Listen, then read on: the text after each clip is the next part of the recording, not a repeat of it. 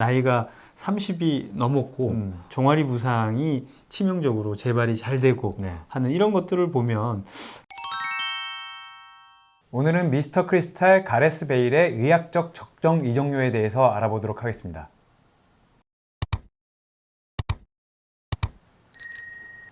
박사님, 최근에 뉴캐슬을 사우디 자본이 인수한다는 소문이 나면서 베일까지 데려온다는 소문 들으셨죠?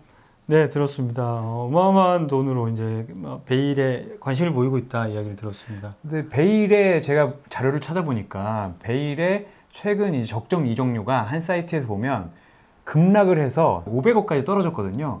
이런 상황에서 이제 800억 정도를 주고 데려간다고 하는데 이게 좀 적정한 것 같으신가요? 아니면 너무 많이 주고 데려가는 건가요? 제가 봤을 때는 뭐 최근에 베일 선수가 보여준 어떤 퍼포먼스의 그런 내용들을 놓고 보면 너무 좀 과한 배팅이 아닌가라는 생각이 듭니다. 보게 퍼포먼스를 보고 생각하시는 거예요? 아니면 박사님이 보시는 의학적으로 부상을 너무 많이 당했고 최근 이게 너무 많이 쉬었기 때문에 이 문제가 좀 되는다고 생각하시는 건가요? 뭐 여러 가지가 있는데 이제 부상으로 인해서 혹은 뭐 다른 이런저런 네. 이유로 해서 베일 선수가 그 뛰었던 경기 수가 굉장히 작고 그래서 전체적으로 팀의 어떤 헌신을 할 수 있는 그런 어떤 가용률 자체가 굉장히 낮았다고 할 수 있는 거죠. 제가 보니까 가용률이 직접 나와 있는데 박사님이 보신 거에 보면 저건 어느 정도의 좀 가용률이라고 소개해 줄 수 있는 건가요? 보통 그 유럽 탑 클럽 팀의 팀 평균 가용률이 이제 우승권에 있는 팀들, 그러니까 뭐 레알 마드리드나 바르셀로나 같은 네. 팀들은 팀 전체의 가용률, 선수 가용률이 한 90% 이상입니다. 네. 90% 이상인데 가레스 베일의 2017, 2018 가용률이 40%다. 이거는 아주 큰 문제가 있는 거죠? 그렇죠. 최근 시즌도 뭐 한 50% 전후로 이제 이렇게 베일 선수가 기용이 되고 있으니까 굉장히 좀 낮은 어떤 몸값 대비 낮은 가용률이다 이렇게 이야기를 할 수가 있는 것이죠. 그러니까 저기 가레스 베일의 레알 마드리드 7시즌을 종합해 보니까 431일 부상을 당했고 88경기에 결장을 했는데 이 정도면 심각한 수준이라고 말할 수 있는 거죠? 그렇죠. 우리가 여태까지 이제 뭐 레트로 특집에서 다루었던 그런 유리몸 시리즈에 나왔던 선수들의 거의 준하는 그 정도 수준이라고 할 수가 있죠. 그래서 지금 스페인 언론에서는 유리라고 하지 않고 크리스탈, 미스터 크리스탈이라고 했는데 저 정도 미스터 크리스탈 맞습니까? 네, 그 현역에 있는 미스터 크리스탈이 아닐까라는 생각이 듭니다. 네, 제가 봤을 때는 그러면 베일이 저 정도로 작게 부상을 당하면 부상 부위도 많은 건가요? 아니면 부상 부위가 좁은데 계속 다쳐서 문제가 생긴 건가요? 이 베일 선수 같은 경우에는 이제 토트넘에 있을 때부터 이제 레알 마드리드로 옮겨서까지 부상 이력을 쭉 보면 이 특정 부위가 굉장히 집중적으로 이제 부상을 당한 걸 알 수가 있습니다.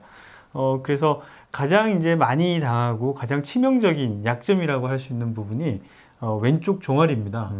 왼쪽 종아리가 88경기 결장 중에 네. 약 한 48경기를 종아리 부상으로 이제 결장을 하게 된 거죠. 종아리라고 하면 거의 근육 부상일 가능성이 높은 거죠? 그렇죠. 전부 근육 부상으로 이제 48경기를 결장을 했습니다. 그러면 저기서도 종아리 한쪽 부위의 부상인가요? 아니면 종아리도 근육이 몇 개 있으니까 다른 쪽 부위도 부상을 당한 건가요? 이 베일 선수의 가장 치명적인 약점은 바로 좌측에 있는 그 가자미 근육입니다. 가자미 근육이라는 근육이요. 네. 그 우리 종아리 근육이 장단지 근육 양쪽으로 볼록하게 나와 있는 네, 장단지 근육이 있고 하트. 네네. 그 아래쪽 바로 밑에 있는 근육이 바로 이 가자미 근육이라고 할 수 있는데 네. 이 가자미 근육에 아주 재발성 그런 부상을 달고 사는 선수라 이렇게 생각이 됩니다. 그러면 저 부상은 물론 이제 부상을 당할 수 있는 많은 이유가 있지만 박사님이 보시기엔 저 근육을 계속 다친다는 건 어떤 의미가 좀 있는 건가요? 이 가자미 근육 손상을 고질적으로 달고 산다라고 하는 의미가 바로 베일 선수의 몸값을 깎아먹는 그런 어떤 치명적인 약점이 될 수 있는 것이죠. 저게 저쪽 부위에 부상이 많다는 건 몸값을 많이 받을 수 없다라고 말씀하시는데 그 근거가 좀 있는 건가요? 네, 이 나이가 30대 이상이 되는 시니어 선수들, 네네. 그런 베테랑 선수들의 종아리 부상 비율이 20대 선수들에 비해서 약 한 2배 이상이 높습니다. 2배나? 네네. 네. 그런데다가 종아리 부상의 위험성은 이미 한 번 다쳐본 선수가 더 잘 다칠 수 있다. 그렇죠? 그럼 네. 두 가지 위험성을 가지고 있는 것이죠. 근데 베일은 그 두 개를 다 가지고 있다. 네, 30이 넘었고 그다음에 반복되는 동일 부위의 종아리 네. 근육 부상을 이제 자주 당한다. 이런 측면에서 놓고 보면 베일 선수가 뉴캐슬로 이적을 하더라도 30대 이후에 이 종아리 부상이 어떻게 전개될 것이라는 거는 굉장히 이제 예측할 수 있는 그런 수준이 되는 것이죠. 이게 말씀하실 때 20대에서 30대 부상 발생률이 2배가 늘고 다친 선수가 안 다친 선수보다 부상률이 훨씬 높으면 베일은 적어도 2점 몇 배의 부상 발생률이 높은 거네요. 그렇죠. 한 두세 배 이상에 되는 어떤 위험을 안고 이제 경기에 나설 수밖에 없는 것이죠.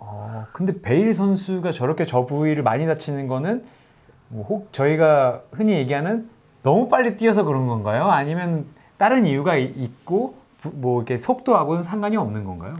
뭐 1차적인 원인은 베일 선수의 어떤 플레이 스타일 자체가 이제 굉장히 빠른 스피드를 이용하는 그런 스피드형 선수이고 그다음에 또 그 스피드를 이용하는 그런 팀 전술에 네. 특화된 그런 선수이기 때문에 아무래도 이제 종아리를 많이 사용하게 되고 그런 그 종아리 부상의 위험이 이제 높아지는 그런 결과를 초래하기 때문에 이제 저렇게 발생을 하는 것이죠. 근데 베일 선수가 처음에 레알 마드리드 옮겨서 바로 부상이 많아진 게 아니라 엄청난 활약을 하다가 그래서 토트넘처럼 레알 마드리드에서는 부상을 안 당할 것이다 라고 했는데 갑자기 부상률이 높아지거든요. 이것도 무슨 이유가 있는 건가요? 아니면 베일 선수가 나이가 들면서 내구성이 줄어들었을 가능성이 있는 건가요?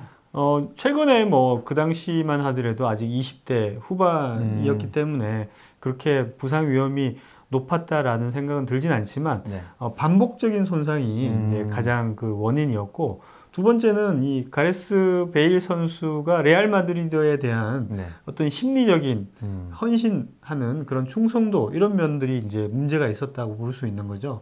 그래서 심리적인 어떤 이런 선수의 유형이죠. 심리적인 소속 팀에 대한 충성도 이런 것들이 굉장히 의심을 받고 있고 또 뭐 태업 이야기도 나왔었던 적이 있고 이렇기 네. 때문에 그런 부분이 제가 생각하기에는 뉴캐슬로 800억을 주고 데려갈 만한 선수인가라는 생각이 드는 거죠. 그럼 심리적으로 쫓기거나 충성도에 의심을 받으면 그래서도 부상이 늘 수 있다는 말씀이신 건가요? 부상하고도 관계가 될 수는 있지만 어떤 그 소속 팀에 대한 충성도가 약한 이런 선수들일수록 동기부여가 떨어지게 되고 네네. 그러면 이제 팀에 헌신할 수 있는 그런 어떤 경기력을 보여주기가 어렵다 이런 면에서 한 800억 수준의 이적료는 굉장히 너무 과하지 않나라는 생각이 드는 거죠. 800억이 아무리 기름을 퍼내더라도 쉽지는 않을 것 같은데 그리고 또 이 베일 이적료 얘기가 나오니까 많은 분들이 골프 치러 잉글랜드에 돌아가는 것이 아니냐 그리고 스페인 팬들은 골프를 너무 많이 쳐서 부상당하는 거 아니냐라는 얘기 나오는데 축구 선수가 골프를 많이 치면 부상당할 확률이 정말 늘어납니까? 뭐 골프 때문에 부상 확률이 늘어난다 이렇게는 볼 수는 없지만 네. 골프 치는 시간에 훈련을 충실하게 하면 부상을 예방할 수는 있겠죠. 차라리 쉬는 게 낫다 선수한테는. 그렇죠. 그렇기 때문에 골프 때문에 부상을 당하진 않겠지만 그 시간에 부상 방지나 휴식을 했다면 좀 더 나아질 수는 있다 이렇게 볼 수 있는 건가요? 그렇죠. 근데 박사님은 잉글랜드에도 골프 쳐보신 것 같은데 스페인과 잉글랜드의 골프 환경은 좀 어떻게 다릅니까? 제가 잉글랜드에서는 골프를 쳐봤는데 스페인에서는 못 쳐봤습니다. 하지만 네, 잉글랜드에서 골프는 굉장히 이제 바람이 많고 또 비가 많이 오기 때문에 네. 도전할 수 있는 매력은 엄청 큰 거죠. 도전할 수 있는 매력은 크다. 근데 제가 한 가지 또 우려되는 것은 뉴캐슬이 안 그래도 잉글랜드에 비가 많이 오는데 북부에 가면 더 날씨가 안 좋잖아요. 그럼 이런 근육 부상 당하는 선수들에게 영향을 미칠 수 있나요? 아니면 그런 날씨적인 변수는 변수가 되지 않는 건가요? 아직까지 그 근육 부상과 날씨, 뭐 잔디 상태 이런 거에 대해서 네. 나와 있는 논문은 많지는 않습니다. 그렇지만 뭐 어느 정도 영향은 있겠죠. 밝혀지지 않은 어떤 위험 요소로는 작용을 할 수는 있겠죠. 날씨가 궂으면은 어쨌든 부상 확률이 높아질 수도 있을 것이다. 이렇게 그렇죠. 말씀하시는 거죠. 네. 그러면 저희가 계속 하다 보니까 저도 800억이 안 그래도 비쌌는데 더 깎아야 되겠다는 생각은 들거든요. 물론 제가 돈을 내는 건 아니지만 만약 박사님이 이제 새로 뉴캐슬을 인수할 구단주의 컨설턴트라면 얼마를 제시하는 게 낫다고 좀 생각을 하십니까? 참 이야기하기가 어려운데 네. 레알 마드리드에 있을 때 이제 가치가 한 500억 정도의 가치다 이렇게 알려졌고 그다음에 나이가 30이 넘었고 그다음에 종아리 부상이 치명적으로 재발이 잘 되고 네. 하는 이런 것들을 보면 한 제가 보기에는 한 반값 정도 500억의 반값이죠. 한 250억에서 한 300억 정도가 맞지 않을까라는 생각이 듭니다. 물론 저 정도에 데려올 수 있다면 상당히 좋겠지만 베일이 그래도 엄청나게 비싼 선수잖아요. 비쌌지만 보여준 게 그렇게 많지는 않고 항상 뭐 벤치에 있었고 그다음에 팀에 대한 충성도도 약했고 이런저런 걸로 봤을 때 지금 현재 가치는 그 정도 수준인데 이 친구가 뉴캐슬에 와가지고 또 뛰어난 활약을 보여주면 그에 대한 또 합당한 대우를 해주면 되는 것이니까요. 아, 몸값을 더 주면 된다. 그렇죠. 아, 몸값을 더 주면 돼요. 어차피 뭐 선수가 이적료를 가져가는 건 아니기 때문에. 그렇죠. 근데 뭐 박사님 말씀이 일리가 있습니다. 그리고 어차피 선수가 이적료를 받는 게 아니기 때문에. 근데 다만 제가 생각해봤을 때 250억이면 레알 마드리드가 절대 안 팔 것 같습니다.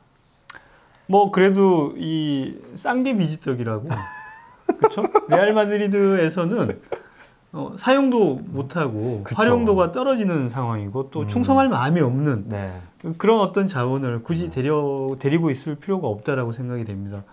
그리고 그리고 또 하나는 우리 손흥민 선수의 몸값이 네. 뭐 한 1,000억이 된다라고 가정을 하면 뉴캐슬 입장에서도 굳이 가레스 베일보다는 손흥민 선수를 영입하는 편이 낫지 않을까요? 오히려 800억 이상 굳이 쓸 거면 그렇죠. 가용률이 높고 지금 상당히 잘하는 손흥민을 데려가는 게 낫다. 그렇죠. 군필도 했었고 그렇죠. 얼마 전에 그다음에 군필했죠. 해병대 정신으로 무장하고 있는 그런 우리 손흥민 선수가 굉장히 파이팅이 넘치는 네. 그런 플레이를 하지 않을까 생각이 됩니다. 제가 보기에는 오늘 방송을 저희가 영어 자막을 달아서 지금 사우디에 있는 미래 구단주에게 한번 보내면 될 것 같습니다. 근데 박사님 좀 잘 알아봤고 가레스 베일이 그래도 저는 좀 부활했으면 좋겠네요. 박사님 좀 어떠세요?